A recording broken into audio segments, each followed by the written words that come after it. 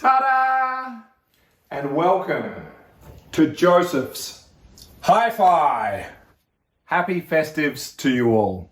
Yes, indeed, it is that time of the year, the silly season, so to say, and as a result, the video I promised, which is still in production, is going to be put to the side just for a minute.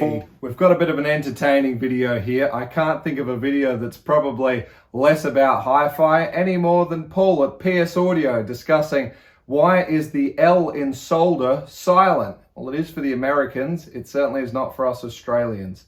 So, during the festive season, and I apologise for the delay on the video I've been promising, but we've had a few decorations that have turned this section into a bit of a Christmas village. So, as a result, I don't like to run the hi-fi when there's things on my speakers at the moment. So at the moment, we've just put this to the side while we're working on some other projects. But this video is quite an entertaining one indeed, and all spawns about from the color and excitement we get from the analyzers and VU meters that I personally love. I love colored lights and all the alike, which is why in our entertainment industry, I am big about lighting and programming and stuff like that. So without further ado, I'd like to count down, if you like, some of my absolute favorite lighting rigs and setups used in, well, rock music videos at the end. So to keep this as brief as possible, I'll just basically do a bit of a voiceover. I'm going to have some copyright infringements and things that'll happen anyway with the video clips, but just share some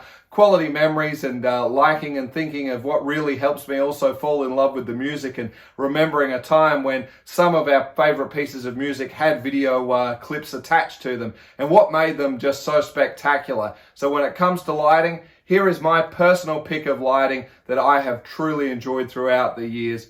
I hope you enjoy some of the making of this video.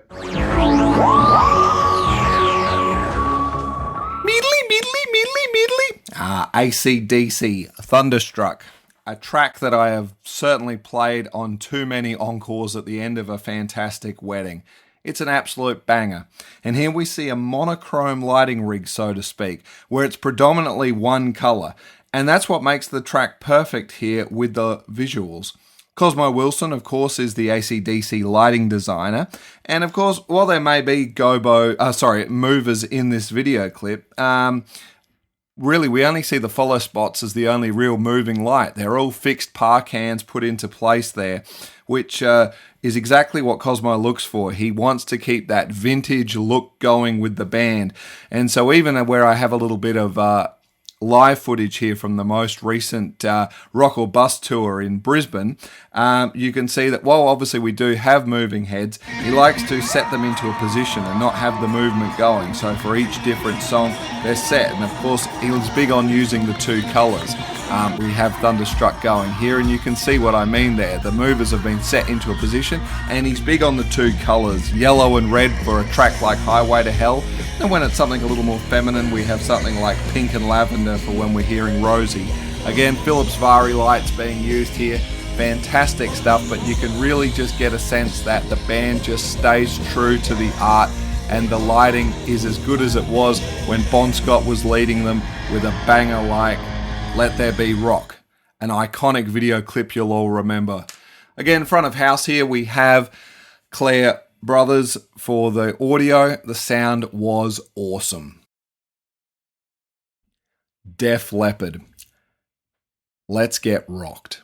This is an interesting one because, of course, we're also looking at the computer-generated concept of a graphical user interface being used here in what was at this time where computers were really coming into their own with doing this sort of 3D stuff. A little bit before the Matrix and other cool things like that had existed.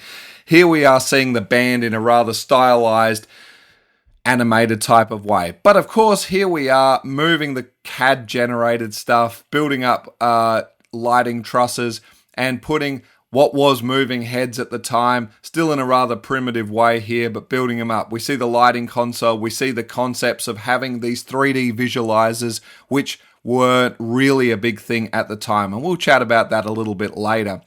But it's a fantastic clip here. We can even see where they've taken some what would be park hands and created their own little left and right movement. Of course, with a fixed park hand, it might not seem like it happened, but some rigs actually did attach them and then had a motor that was attached to a rod that would make them move. So all in all, a very creative way to see this one in action, and it's an absolute banger. Again, we had the opportunity to see them recently when they were doing the Hysteria tour here in Australia, which is one of my all-time favourite albums. But what's quite interesting about it is even as we see here what is an ageing rock band, and of course none of us are getting any younger, and of course there's Rick Allen, of course, one of the greatest drummers there who can do more with one arm than many can do with two. But we still are just reminiscent to the old school rock lighting that we all know and love here. And it's absolutely fantastic to see, and tremendous night to be had there, of course. Of course, front of house was L Acoustics. There's the Grand MA lighting consoles, and fantastic stuff by Def Leppard. So there's the banana hangs of line array there. And let us now move on. Kiss. It goes without saying, everything from Kiss. I mean, staging, theatrical, lighting, pyro, wow. What more could I possibly need to say? I mean, these are the godfathers that just built the benchmark of everything we know. There's a great interview where Gene Simmons makes mention about when other rock stars were being young and thinking about money and the women and all the rest of it. These guys were just interested in designing sets and stages, and that's what's come across. And if you've had the opportunity to see a Kiss show, I salute you. Well, now we move to the top three, and in the number 3 spot is, of course, Lenny Kravitz. Are You Go My Way? As cool as a cucumber there, we have Cindy Blackman, the drummer, just really setting some pure image for this. But, of course, we have the feature. It's the 983 incandescent bulbs to create that chandelier effect. It's fantastic. I will point out these are aquarium light globes. That was the inspiration behind this one. It's a fantastic story, well worth reading here. Mark Romanek is the lighting designer here. May well see some of his other work with Justin Timberlake in Rock Your Body. And this is an absolute beauty here.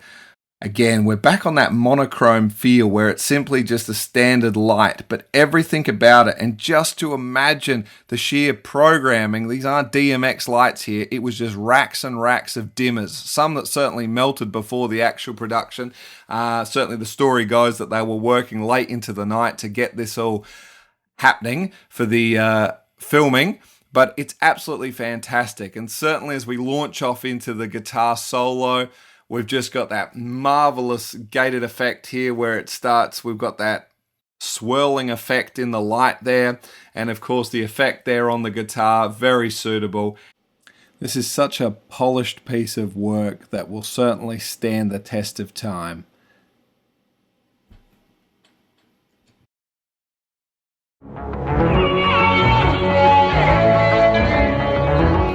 It's the number 2 spot now. Pink Floyd, Comfortably Numb, from the Pulse Tour 1994, and this one was filmed at Earl's Court. Yes, indeed, with only 3 inches that this entire stage managed to squeeze into the venue. It is marvellous, this entire concert. Of course, we're just going to focus on this song for a moment, I suppose because of its magnificent finish that it builds up to. This is on a remarkable scale, it goes without saying here, and there are plenty of anomalies here to breathe in with 1994. Oh, there was just a marvellous little pinprick effect there. I always like to go back and watch that. But let's focus here for a moment here on the lighting, of course. It, of course, is Pink Floyd. State-of-the-art lighting, what more can we say? And as that rigging gets lowered down, fantastic. We're talking about the Philips Vari-Lites here. This is state-of-the-art at the time. And at this moment, this particular concert was the first to be featuring lasers outside of a military application. We have to appreciate it, front of house there with the lighting console. We didn't have the sort of visualizers and simplicity we have in lighting now. It was a lot more complicated. And anyone that may have used certainly from Martin Lighting, the light jockey software that was out years ago. It's a very powerful tool to use. It's exceptionally complicated, but there needs to be many programmers working on this. It goes without saying. Now we can generate concepts and watch a visualizer. Very entertaining. But of course, here we are with the great big mirror ball running. A sense of really watching that room spinning around. We are throwing everything we've got at it. The band is giving us everything in this one. It's a fantastic sight to see. Of course, as the mirror ball finally opens and the top part is revealed, what is in there? Probably the same thing that's on the dark side of the moon here. So many luminaries. From the Floyd droids we see in the earlier footage. Certainly check out Another Brick in the Wall Part 2. And indeed High Hopes. And even Speak to Me, where we see the blinders turning into customized text. Fantastic.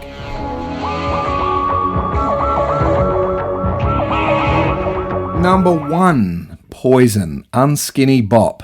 Pyro, check. Parkhands, check. Haze, fog and atmospheric effects, check. Intelligent lighting, check. Blinders, check. Lasers, check. Wearing underpants on top of your pants, check. It really does have it all. But the prime time of hairbands in the 80s and indeed just the early 90s there, this clip had it all. And what makes it so perfect is there's no crowd. And I mean it in a good way. And I do give props out to video clips like Living on a Prayer Bon Jovi, which has many similar characteristics. There's no need for a crowd here. I don't think so. But it's an absolutely fantastic stage design that we have here. It's what makes it absolutely perfect. We have everything here. We've got the name of the band printed there on the stage. We've got a rock and roll printed across the front. It's the legendary name in the back that, you know, all bands would have to have. Kiss, again, we take our hats off to that. But certainly what we have here is we've got banks and banks of Parkhan lights. We've got the blinders here. We've got banks of Parkhan lights in their dedicated colors. We've got the lasers moving. We've got what could be lasers with our ladies there, used there with that graphical interface. There never seems to be a moment where there's not enough going on, and you can still see plenty of lights still not running at any one time in the lighting rig. We've got the pyro firing off here. We've got obviously the guitar solo, lasers again, and the pyro. What more could you want here? The camera's never really sitting still for more than 2 or 3 seconds at the most. It really has and captures everything that makes a fantastic lighting setup here. This is very accurate of the technology that was available at the time. Plenty to look at. It's always going to be my number 1. Ladies and gentlemen, girls and boys, thank you so much for watching. I hope you've enjoyed this one. Again, stick with me in the next one where we're going to be spinning a little bit of Led Zeppelin 2 and doing a little bit of a comparison that sometimes we don't all get to see, although you probably all have had an opportunity to hear it in the hi-fi world. We'll see you in the next one. Stay safe. Bye for now. Toodles.